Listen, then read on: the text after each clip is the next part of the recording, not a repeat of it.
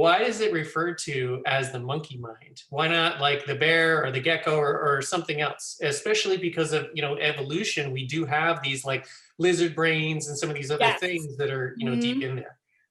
That's a really good question. I don't know for certain, but I'm assuming it's written, the monkey mind. I think the name actually came from Buddha and Buddhism. They have a lot of monkeys.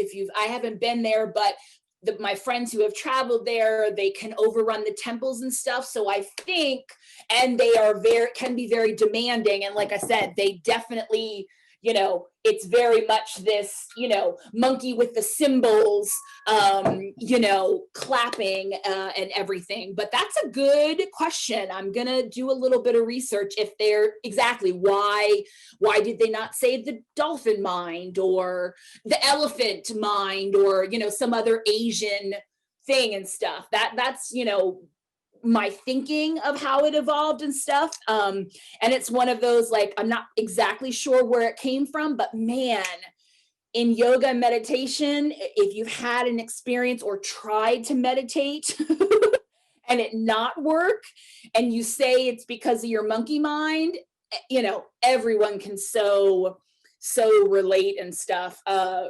You know, when people, it's so interesting being a yoga and meditation teacher and having so much experience. People usually tell me one of two horror stories. Either they had a bad first experience with yoga, trying to get them. So I tell people, you do not need to be flexible to practice yoga. You do not have to have any expensive equipment. You do not need $100 pair of yoga pants.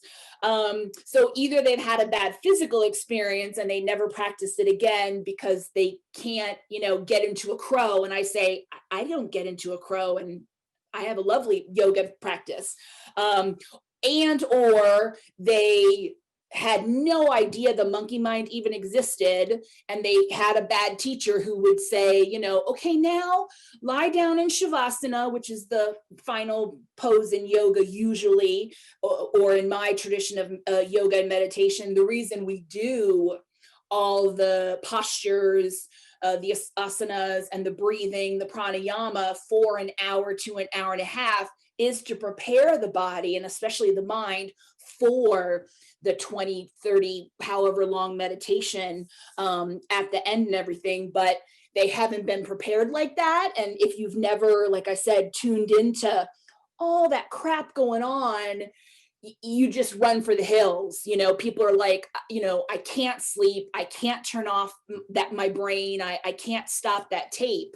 And it makes me so sad when people say that, because, you know, it doesn't have to be that way, but in our Western world, like I said, you know, we just don't have a lot of experience or training with it, which is part of why I love doing this, because I know without the exercise we did at the very beginning to at least recognize and try to turn down our monkey minds, let alone change the station, let alone, you know, I can turn it off now if I want.